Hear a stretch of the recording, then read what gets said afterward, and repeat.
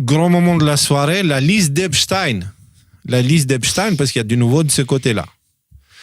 Ouais. Les déclassifications ont commencé. Dès l'arrivée de Kash Patel à la tête du FBI, les documents de l'affaire Epstein ont été donnés au procureur général Pam Bondi pour être publiés.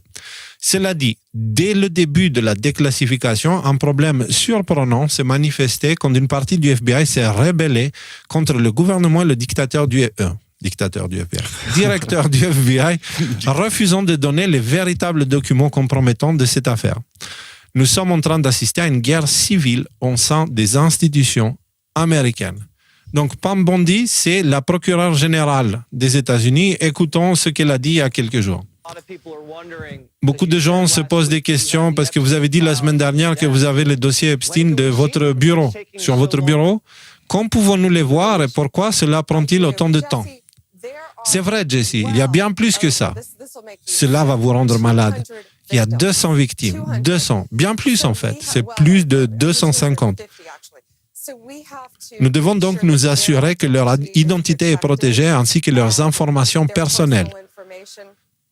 Mais à part ça, je pense que demain, je parlais bien sûr des informations personnelles des victimes, à part ça, je pense que demain, vous allez voir des informations sur Epstein publiées par mon bureau.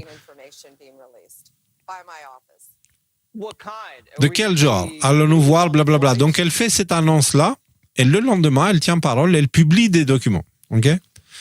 Donc, vous avez ici le site officiel, et voilà. Le procureur général Pamela Bondi a relâché la première phase de déclassification des fichiers Epstein, des dossiers Epstein.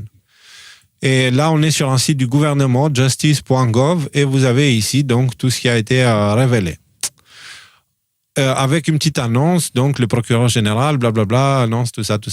Mais quelque chose d'étrange s'est produit pendant cette déclassification. Timcast News, c'est un média alternatif qui est très connu aux États-Unis, très respecté. Ils avaient une position assez, on va dire, pas pro-Trump si tu veux, mais assez critique des démocrates. Sans être des aveugles suiveurs de Trump non plus. Donc, c'est un média assez intéressant. Et du coup, ils ont publié ça tout à l'heure. Timcast News a reçu des documents d'une source anonyme indiquant que des éléments au sein du gouvernement fédéral dissimulent délibérément les dossiers Epstein afin d'empêcher leur publication. Okay? Donc, dès le début, il y a eu des efforts de bloquer ça. Un peu plus loin, un autre gars avec un autre podcast, parce qu'en fait, les documents étaient envoyés. Et bien sûr, tous ceux qui font des émissions ou les médias alternatifs, ils ont été les chercher à la source pour pouvoir les analyser, en parler. Et du coup, ils ont été un peu déçus parce qu'ils ont remarqué qu'il y avait des choses qui n'allaient pas. Donc là, dans ce cas précis, lui, Glenn Beck, il s'appelle. Le problème a été identifié, c'est le bureau du FBI de New York qui retient les dossiers et les cassettes de Jeffrey Epstein, donc les enregistrements réels de ses clients ayant des relations sexuelles avec des mineurs. Pam Bondi a dit que, donc là c'est Glenn Beck qui dit ça, Pam Bondi a dit que le district sud de New York, le FBI et le district sud de New York ont fait les enregistrements et tout le reste, et qu'ils ne les transmettront pas à la Maison-Blanche ou à Pam Bondi. Si cela est vrai, écoutez, si cela est vrai, alors nous avons une guerre civile entre les mains. Une guerre civile interne. Vous avez un président dûment élu. Ce dirigeant dûment élu et confirmé du FBI et du ministère de la Justice. Et puis, vous avez le district sud de New York. C'est d'ailleurs dans celui-là où il y a tous les trucs chelous qui ont été gérés, les impeachments de Trump et tout ça. Hillary est impliquée, enfin, il y a tout ça. Donc, et puis, vous avez le district du sud du New York, le FBI et le ministère de la Justice qui s'opposent aux ordres du président et de leur patron direct. Il n'y a pas d'autre façon de décrire la situation.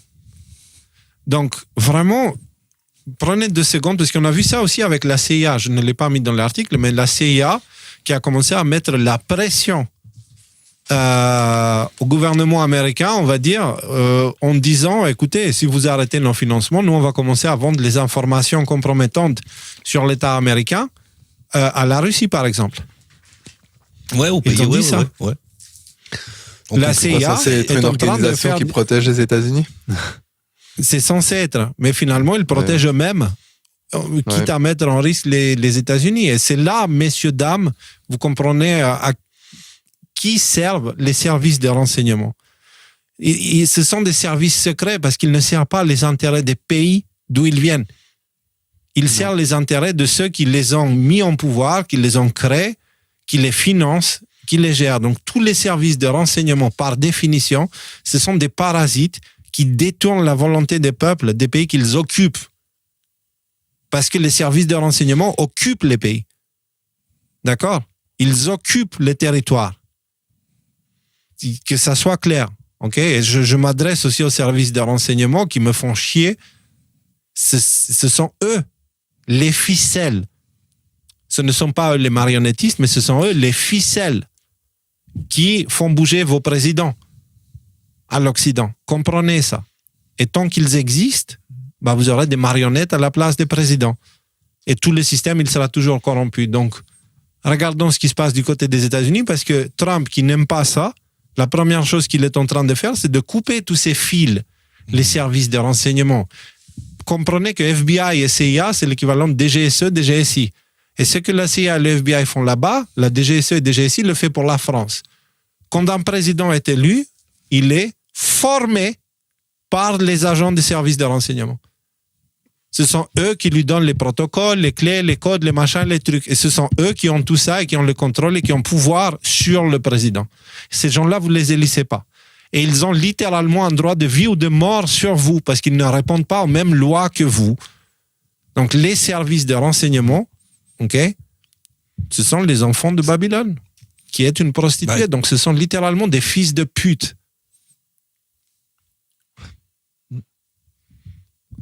Alors, on a eu cette conversation, et dans cette conversation, ça a été dit, le vrai État, c'est eux. S'il n'y a plus rien, si un pays n'a plus de capital, etc., mais dans le sens, le vrai État, d'une manière fonctionnelle, tu vois, puisque justement, comme tu dis, s'ils forment les présidents, ça veut dire que après, ils peuvent être, ils peuvent être patriotes ou ils peuvent être à leur propre service.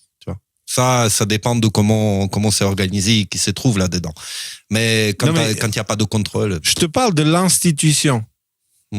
Dedans, il y a des gens qui pensent qu'ils servent la cause. Hein. Mais tu sais, ils viennent des militaires, et un militaire, il est payé pour ne pas réfléchir. Il est payé pour suivre des ordres et de fermer sa gueule.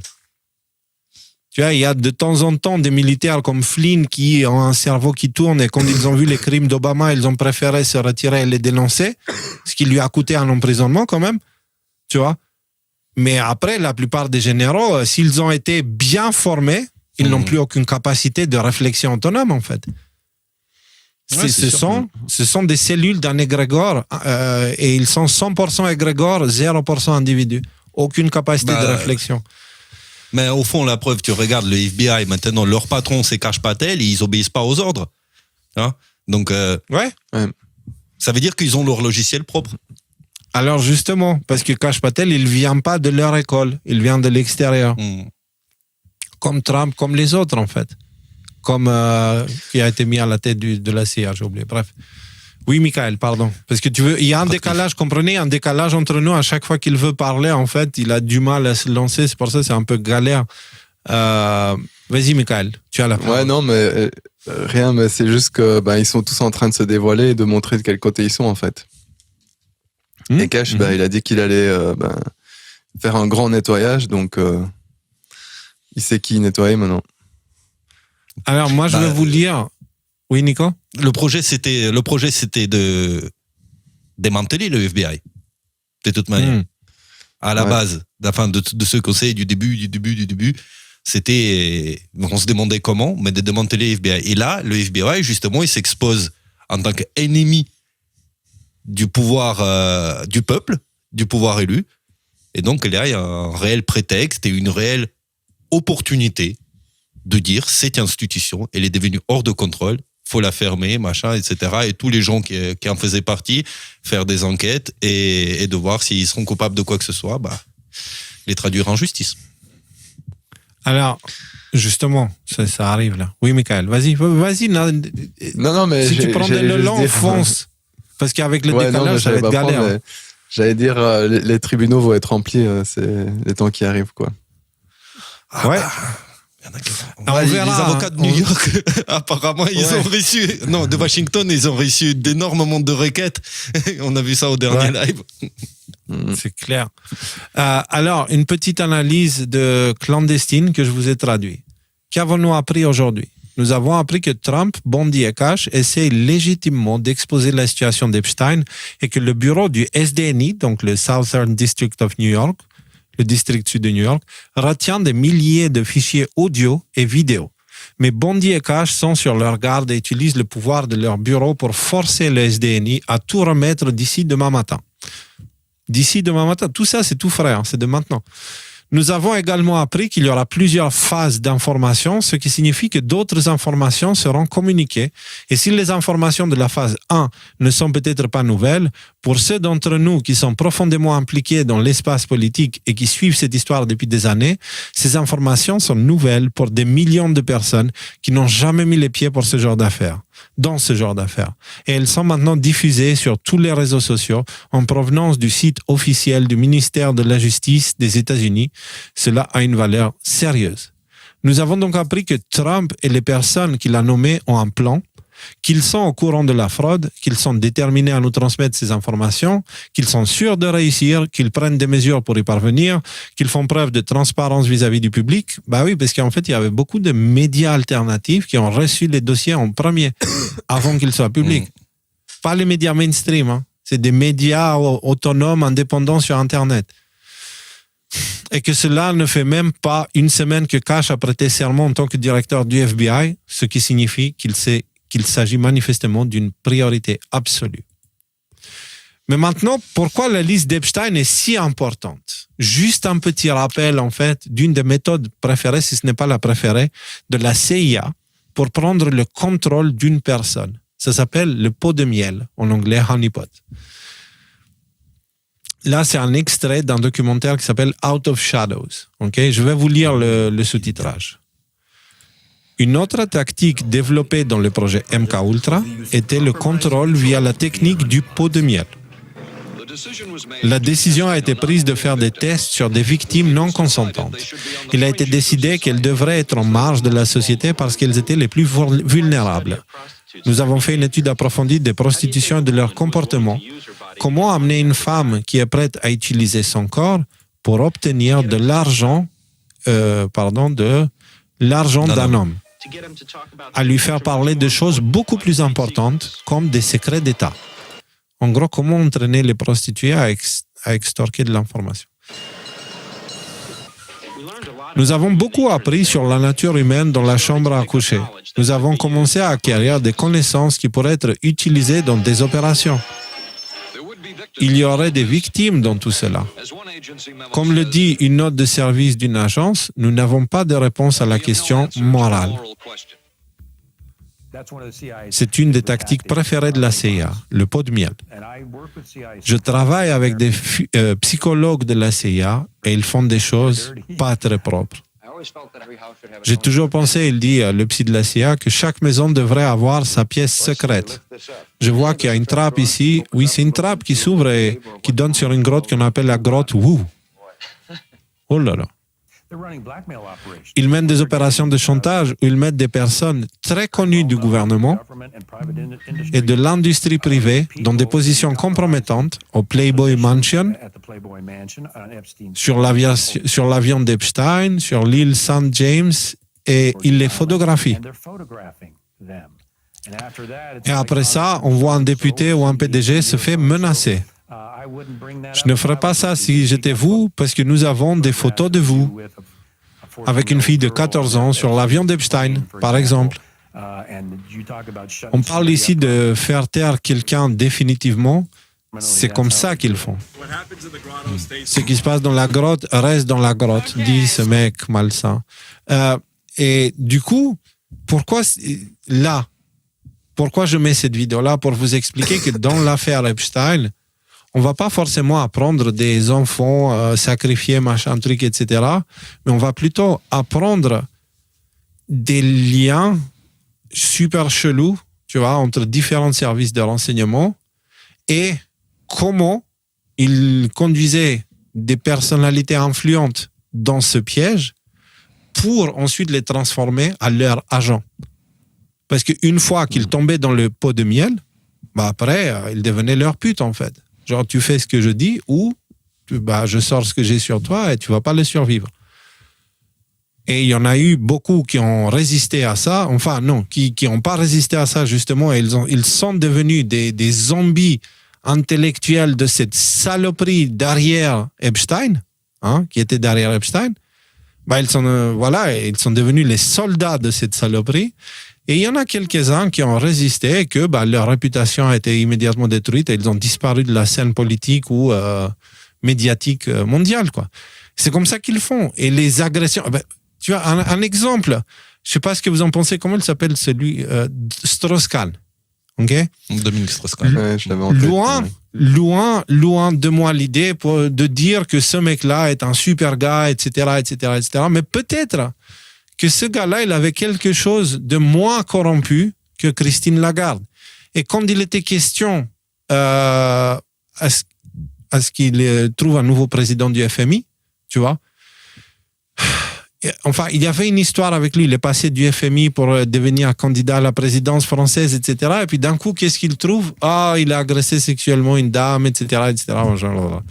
Et ça, c'est une opération de service de renseignement. C'est pour faire tomber un candidat dangereux pour eux. Et il y en a plein des comme ça, plein.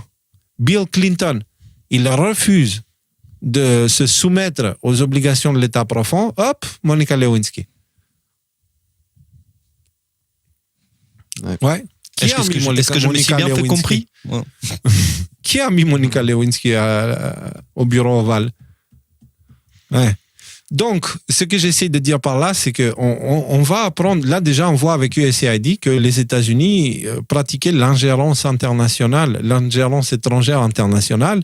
On apprend que les États-Unis ont financé le terrorisme international et avec Epstein, on va apprendre que, en fait, concrètement, ils contrôlaient plus ou moins tous les aspects de la société. Parce qu'il y a eu des scientifiques qui sont tombés dans le pot de miel de Epstein. Il y a des financiers, il y a des hommes politiques, il y a des personnes de la justice. D'ailleurs, il y avait l'histoire d'un juge qui était... justement, il paraît qu'il était tellement con et tellement injuste avec une affaire contre un gars pro-Trump ou je sais pas quoi, qu'en fait, certains disaient ils ont des dossiers sur lui et ils le forcent à maintenir cette position. Tu vois? Et donc, ça veut dire que la justice, elle ne fonctionne pas trop. Elle ne fonctionne pas trop. Donc, Et en fait, le but de libérer du coup d'Alex Epstein, c'est de libérer déjà les corps intermédiaires, en fait, comment on appelle ça, la justice, justement, de tous ces gens qui ne peuvent pas la rendre, puisqu'ils sont pieds et mains liés, et donc du coup, ils ne peuvent pas agir en tant que juge. C'est ça? Ou procureur. Non, ils peuvent agir seulement comme outil de ceux qui ils les font chanter, en fait. Ouais. Alors, les amis, comme vous pouvez voir, déjà, premièrement, faites très attention dans l'actualité parce que là, on est dans les révélations, c'est la phase 1, c'est-à-dire, c'est les révélations de nous, complotistes, on les connaît, elles sont là pour les yeux du public, pour les préparer psychologiquement pour ce qui arrive par la suite. Comme on vous a dit, tout ça, c'est une opération psychologique très délicate parce qu'il y a moyen de tomber dans la paranoïa globale, il y a moyen de tomber dans, comment ça s'appelle là, les mass hysteria, dans le délire de masse, tu vois. Et il faut faire très attention avec ça. Voilà, l'hystérie collective. Il faut faire très attention avec ça, il faut y aller mollo. Donc les révélations se font à une vitesse tolérable pour l'instant, mais qui est clairement très rapide. Après, c'est pas une raison d'être impatient et surtout, il faut prendre en compte le fait que Framework Disarm est en train de tourner à fond la caisse. Il y a plein de faits qui circulent et j'ai plusieurs personnes qui m'ont envoyé des trucs. Ah, Léo, regarde la liste d'Epstein, machin, machin. Et je vois la source, je vois que c'est pas une source officielle. Pour moi, je l'ignore. Parce que là, en ce moment, soit c'est une source que nous, on utilise depuis longtemps, qu'on connaît, mais qu'on garde toujours un œil avec un esprit critique, soit c'est une source officielle, on fait exactement la même chose. Mais par contre, des trucs, des annonces, des machins, parce que j'ai vu une annonce qui disait le pape est déjà mort, mais sa mort sera annoncée mercredi. Et j'étais là, genre, ouais, ok, elle sert à quoi cette information-là? Que moi, je dise que le pape sera mort mercredi et que je passe pour un con après, c'est ça? Parce que des trucs pas comme ça, on en a eu ce tout le week-end. temps. Non, je sais. C'était moi. ce week-end. Oui, C'était ce mais je week-end. balance dans le dump. Oui. Oui. C'est bon, le truc qui dit. Le pape. Non, mais c'est clairement. De toute façon, c'est pas confirmé. Qu'est-ce que ça change? C'est quand il sera mort, il sera mort. Et même si c'est annoncé 3 jours plus tard, voilà. Voilà, c'est des trucs. Non, mais j'essaie de dire ça juste pour pas qu'on soit perdu. L'actualité réellement importante, c'est celle qui pousse à un changement. D'accord? Si c'est juste une actualité, une nouvelle, un scandale ou une connerie comme ça, on s'en fout réellement. Si c'est quelque chose qui force une évolution dans cette situation, dans ce cas, on garde un coup d'œil. Ce soir, on a parlé de USAID et du financement du terrorisme international abordé par le gouvernement américain. Ça, c'est énorme. On a parlé de Kash Patel qui parle des barons voleurs, ce qui montre qu'ils sont en train d'aller vraiment aux oranges du complot. Orange du complot, ceux qui ont suivi la série Révélation, ils comprendront, mais aux origines du complot. On a parlé de l'UE qui continue l'ingérence en Roumanie en expliquant pourquoi. OK? Et du coup, les sources qu'on a utilisées, c'était des sources officielles quand même. Tu vois? Désolé, j'ai pas vu la vidéo, tu sais, de comment il s'appelle, Mike Benz. Je voulais pas spoiler comme ça a gâché un peu l'effet, tu vois. Laquelle? Celle de Mike Benz où il explique qu'il voulait installer la plus grosse base de l'OTAN. Ah, ouais. Non, mais il a parlé aussi du fait que c'était une passerelle aussi pour les entre armes. Pakistan et l'UE. Voilà. Donc, oui, mais tu connais les sujets. Pourquoi tu es là, Nicolas? Tu crois que tu es là pour tes beaux yeux et ton magnifique visage et ton aura magnifique? Non. Moi, je pensais j'étais là pour tes juste analyses. Pour faire joli, tu vois, pour lancer les coups d'œil comme ça à la caméra, tu vois. Non, t'es pas là pour tes analyses intellectuelles, t'es pas là pour ta philosophie, t'es juste là parce que t'es un spécialiste de l'Ukraine et tu parles russe, c'est tout. Juste ça. Spécialiste de l'Ukraine. L'Ukraine, il est mal portant. Voilà. Bon, ensuite, on a parlé de quoi? Après l'UE et la Roumanie. La fin de la guerre en Ukraine, de l'humiliation de Zelensky, ok, et du fait que la liste d'Epstein est en train de déclencher une guerre civile, institutionnelle aux États-Unis, où tu as carrément des gouverneurs des institutions ou des partis des institutions qui se rebellent contre leurs supérieurs hiérarchiques. C'est du jamais vu à l'histoire. Jamais vu à l'histoire. Et tout ceci va inévitablement conduire à des changements. Toute l'actualité qu'on a abordée ce soir. Et du coup, on reste concentré à l'essentiel, oui. Vendredi. On est quel jour aujourd'hui? Vendredi. Février, qui est le dernier jour du mois de février. C'est ça. Voilà. Et donc là, on entre dans March Madness. Exactement. Ouais. Exactement, pour la 7e année. March Madness. Mais cette fois-ci, c'est sûr. Là, on dirait même, j'ai vu un astrologue qu'on avait invité une fois sur Y-Files, les astres pour mois de mars, ils disent, c'est le passage à l'acte, là, il y a des choses, quoi.